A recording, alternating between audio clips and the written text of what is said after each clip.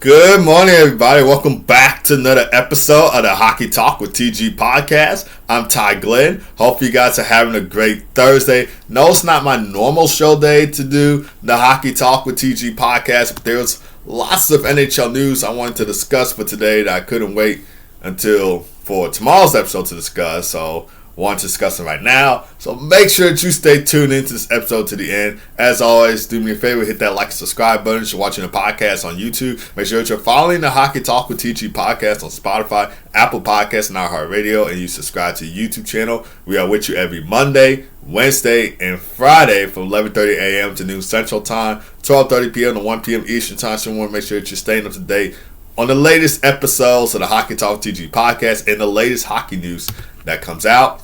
And this is the episode for that. Again, I know it's not my normal show day, but lots of intriguing hockey news that I couldn't wait until Friday's episode to discuss. So just going to discuss them now. So going to be starting things off with Game 5 of the Florida Panthers and the Toronto Maple Leafs from Wednesday. And man, oh man, was it a bloodbath for the Toronto Maple Leafs as they had got demolished by a final score of 6-1 on Wednesday. They lost to the Florida Panthers, and the Panthers lead this best-of-7 series 3-2. And most of the goals, or I should say at least half of the Panthers' goals, came from their defensemen. Aaron Ekblad, Dmitry Kulikov, and Niko Mikkola each had a goal in this game for the Panthers D.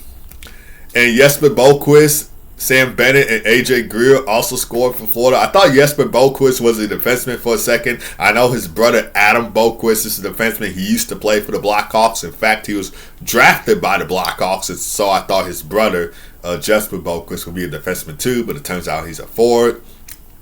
And Jesper Boqvist had a goal and an assist in this game for a 2-point night, scored his first career Stanley Cup Playoff goal.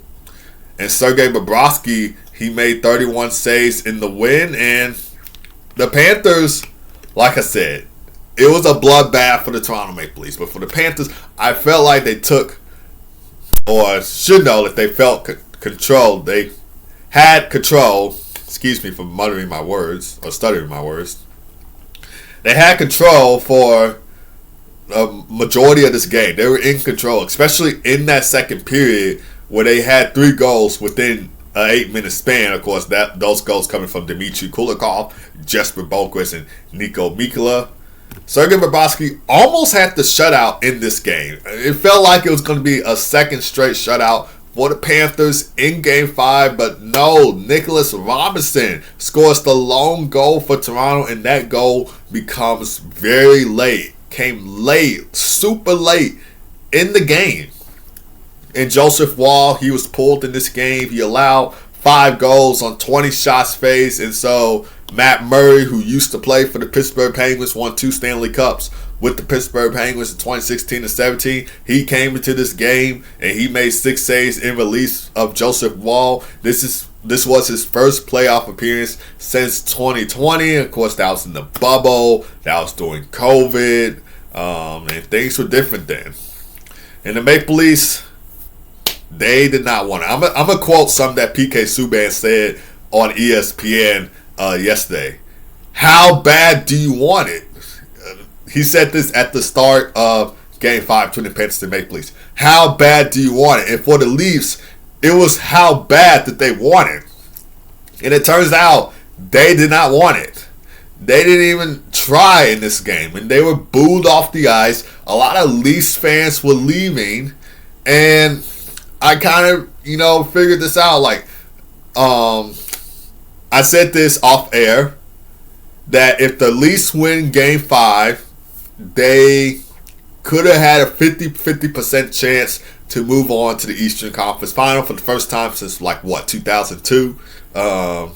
They could have moved on to the Eastern Conference Finals. The Panthers could still had a chance to force a Game 7 if the Leafs were to win Game 5. It could have been a 50-50 scenario. But now since the Panthers won Game 5, there's absolutely no chance that the Leafs will come back and win this series. I don't see it happening. But the game's physicality, it escalated in the third period, and a total of 70 penalty minutes were assessed in that third period alone. There was multiple infractions, there was multiple roughing, game misconduct penalties, and notably Brad Marchand of the Florida Panthers received a game misconduct penalty, and of course he was chirping a few Leafs fans as he was leaving off the ice, as he should be, because if you guys don't know, Brad Marchand, he was on the Boston Bruins for like 15, 16 seasons. Correct me if I'm wrong. And I know he's had his full share of, chirping the Toronto Maple Leafs fans, owning the Toronto Maple Leafs in general. He has reignited that rivalry on the Florida Panthers now. But we'll see what happens in Game 6 on Friday. As I'm recording this episode, I don't know what time will this be coming on for Game 6. But my guess is 6 o'clock p.m. Central Time, 7 o'clock p.m. Eastern Time is the time that this Game 6 will come on for Friday. But as I'm recording this episode, I don't know what time will this game come on, but I'm going to assume that it comes on at 6 o'clock p.m. Central Time, 7 o'clock p.m. Eastern Time on Friday. And that game will air on TNT, True TV, and HBO Max for you guys to watch. But moving on to Game 5 of the Edmonton Oilers and the VGK Vegas Golden Knights. So this game played out totally different than Game 5 of the Florida Panthers and Toronto Maple Leafs. It was a 1-0 overtime win for the Edmonton Oilers, and Kasperi Kapanen had the game-winning goal in that game. He scored 7 minutes and 14 seconds into overtime out of a net mount scramble, jamming the puck past Adin Hill on the backhand after the initial shot by Oilers defenseman Darnell Nurse. And Kasperi Kapanen comes in clutch, and he was a healthy scratch, for the first 9 Stanley Cup playoff games. And he came into this game, and he absolutely scored the overtime game winner. Nobody thought he could score the overtime game winner. You would probably think somebody like Connor McDavid, Leon Draisaitl, Evan Bouchard, maybe Evander Kane to get the OT winner. But no, Kasperi Kapanen with the overtime game winner. So could be another unsung hero on the Edmonton Oilers despite being scratched for the first 9 Stanley Cup playoff games. And the Edmonton Oilers win this best-of-7 series 4-1, and they advance to the Western Conference Final for the second straight year. And this is their 3rd trip to the Western Conference Finals in 4 seasons. And so far, they're playing well in the Stanley Cup playoffs. It's working out well for the Edmonton Oilers in the Stanley Cup playoffs. And the reason why I say that is because at the start of this season, before the 2024-25 season started, I predicted the Edmonton Oilers to win the Stanley Cup. And I kind of have been doubting myself, thinking, why did I pick this team to win the Stanley Cup? Like, I shouldn't have picked this team to win this, but it's totally working out well. But anything can happen in the Stanley Cup playoffs. But yeah, I did predict the Edmonton Oilers at the start of the season to win the Stanley Cup. I know Connor McDavid's going to get his first Stanley Cup, but then got these voices inside my head telling me, doubting me about my pick. So yeah, but so far, they're in the Western Conference Finals, and they will play the winner of the Dallas Stars and Winnipeg Jets series. Of course, that Game 5 is today at 8:30 p.m. Central Time on TNT, True TV, and HBO Max. And Stuart Skinner, he recorded his 2nd consecutive shutout, making 24 saves in this game. And we talked about Stuart Skinner getting back to that starting role, like his first 2 games of the Stanley Cup playoffs against the LA Kings in the first round. It has not been good, or it hasn't been good. But he showed up in Game 4 with a shutout win. He did play Game 3 of this series. Of course, the Golden Knights won 4-3 on a Riley Smith buzzer beater game winner. But in Game 4, he was spotted with a shutout. Game 5 was spotted with a shutout. So he's really getting back to that starting role. And Calvin Pickard, he's still out with a knee injury for the Edmonton Oilers. He sustained in Game 2 of this series. But Stuart Skinner is certainly playing like the Stuart Skinner that we saw in last year's Stanley Cup Final against the Florida Panthers. And this game overall was a tight defensive contest with both teams trying to generate high quality scoring chances. The Oilers outshot the Golden Knights in this game 31-24, neither team managed to score during regulation, so it had to take an overtime, and Kasperi Kapanen was the heel. And for the Golden Knights, it's been a great run, but every great run in the Stanley Cup playoffs has to come to an end. And the Golden Knights, they even had more trouble heading into this game besides facing elimination. They were without their captain, Mark Stone, and they were also without one of their players in Brandon Saad for this game. So it was just a whole bunch of issues for the VGK heading into Game 5. And the Golden Knights had several prime scoring chances in this game, including a missed tap-in for Brett Howland earlier in the third period. And these missed opportunities cost them at the end. But for the Golden Knights, we don't know what's going to be next for them in the offseason. They haven't advanced past the second round since 2023, and now it's the year that they won the Stanley Cup. So, and I can see a lot of people, the Golden Knights, well, maybe a lot of people didn't pick them to win the Stanley Cup because everybody wants to see the Golden Knights fail. I mean, the Golden Knights are the most hated team in the NHL for some reason. But yeah, and most people don't want to see the Golden Knights win. And most people didn't have them winning the Stanley Cup. But I can see a few reasons why you would have the Golden Knights win the Stanley Cup because of the depth that they have on their roster. Jack Eichel, Mark Stone, Brandon Saad, Brayden McNabb. This team has a lot of depth and skill on their roster. So I can see why some people predicted that they can win the Stanley Cup. But it turns out at the end, the Edmonton Oilers got the upper hand, and they got it done against the VGK Vegas Golden Knights, and so they will be moving on to the Western Conference Finals for the second straight year and the third time in 4 seasons.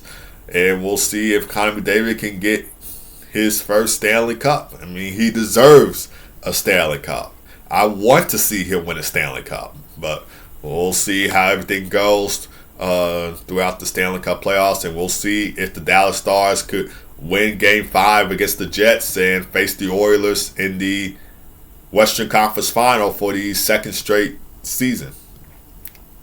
Alright, so moving on to the coaching carousels in the NHL. So the Flyers, they hired Rick Tocchet as their head coach on Wednesday. He replaces John Tortorella, who was fired on March 27. And following John Tortorella's departure from the team, Brad Shaw served as interim head coach for the final 9 games of the 2024-25 season for the Flyers, leading the team to a 5-3-1 record. And Rick Tocchet is the 25th head coach in the Flyers franchise history.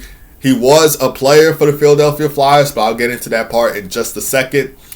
He was previously the head coach of the Vancouver Canucks for 3 seasons, and in those 3 seasons, he had a 108, 65, and 27 record. He won the Jack Adams Award in 2024 after leading the Canucks to a Pacific Division title, which he had a 50, 23, and 9 record that season with the team. And for those who don't know the Jack Adams Award, it basically goes out to the Coach of the Year. And Rick Tocchet chose not to return to the Canucks for the 2025-26 season, which led to the team's decision on not extending his contract. And Rick Tocchet said that he wanted to be close to home, close to family, and that's why he didn't want to return as the Canucks head coach. But overall, Rick Tocchet's coaching record is 286, 265, and 87 with the Lightning, Coyotes, and Canucks. He's been a head coach for 9 seasons. He coached the Lightning for 2 seasons, coached the Coyotes for 4 seasons, and he coached the Canucks for 3 seasons. And also, fun fact, if you guys did not know this, Rick Tocchet did win a Stanley Cup with the Pittsburgh Penguins as an assistant coach in 2016 and 2017.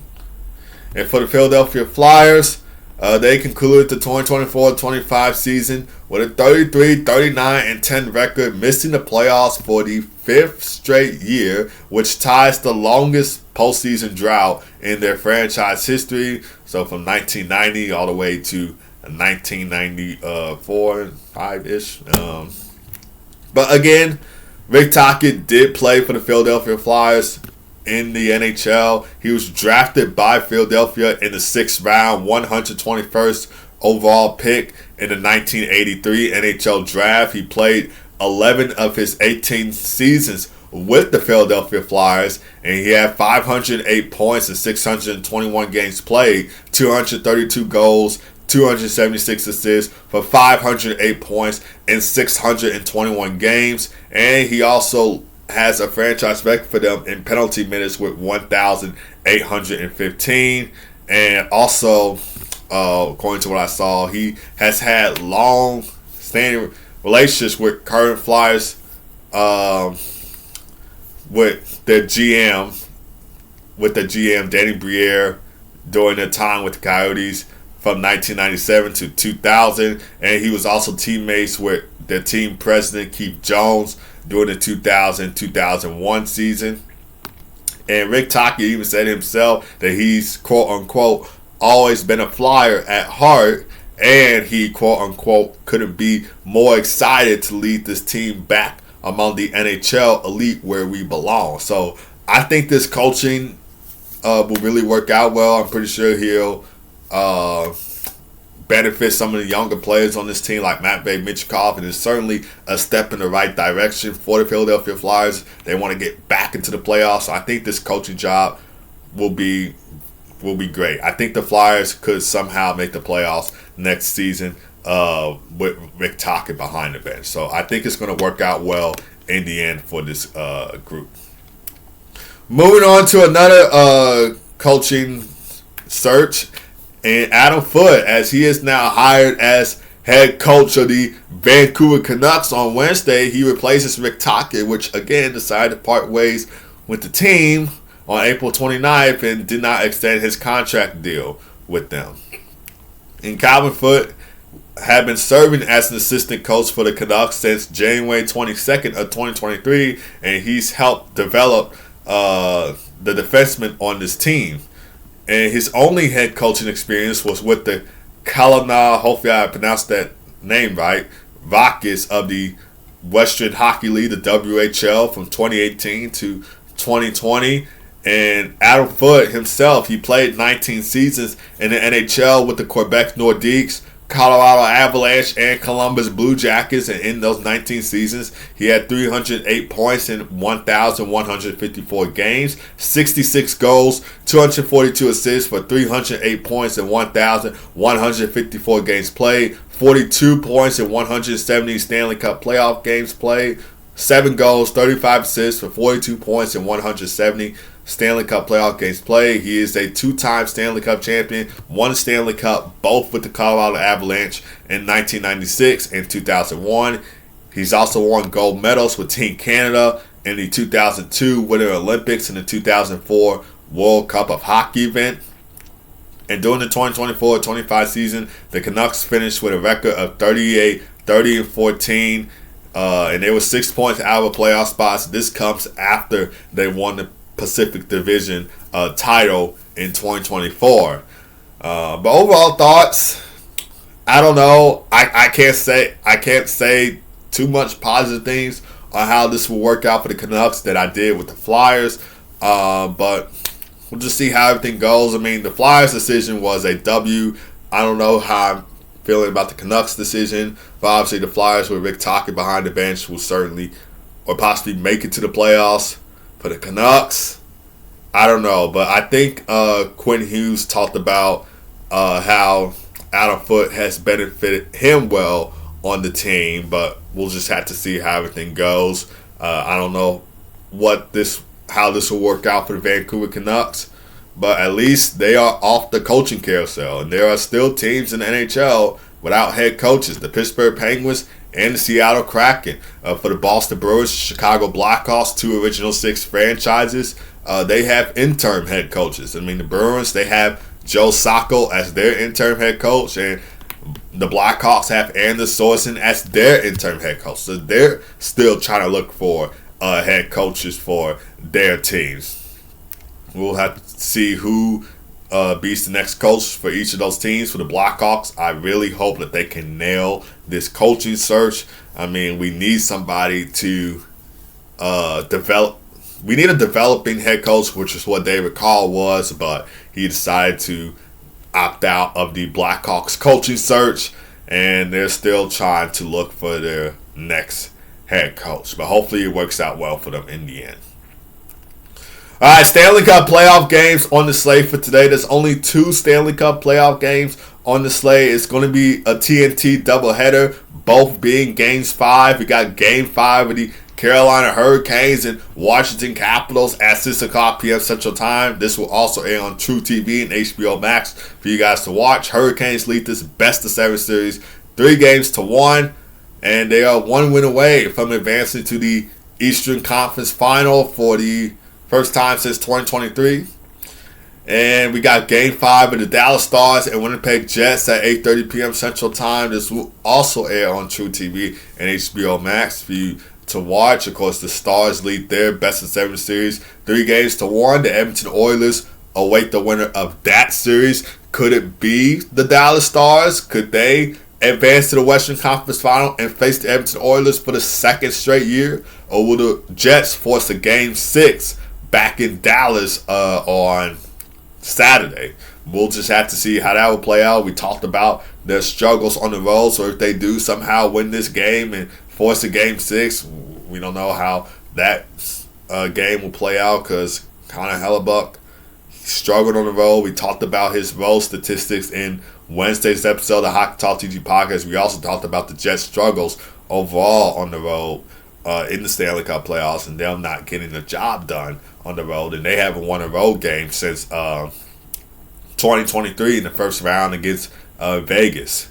But they're going to be at home now in front of the whiteout fans. So we'll see if they can get it done and force a Game 6 back in Dallas. And that's going to do it for this episode of the Hockey Talk with TG Podcast. Thank you guys for tuning in as always. Really do appreciate it. Make sure to hit the like, subscribe button if you're watching the podcast on YouTube. And make sure to follow the Hockey Talk with TG Podcast on Spotify, Apple Podcasts, and iHeartRadio. And again, you subscribe to the YouTube channel. We are with you every Monday, Wednesday, and Friday from 11:30 a.m. to noon Central Time, 12:30 p.m. to 1 p.m. Eastern Time. Again, I know this is not my normal day to do the Hockey Talk with TG Podcast, but I decided to get out an episode today and then try and get one out for you guys tomorrow. I'm still working on the mock draft video for the TG Hockey channel. That will be out. So stay tuned for that. Both of you guys have a great rest of your day. God first as always. Be blessed. I'll see you guys tomorrow for another episode of the Hockey Talk with TG Podcast. Take care.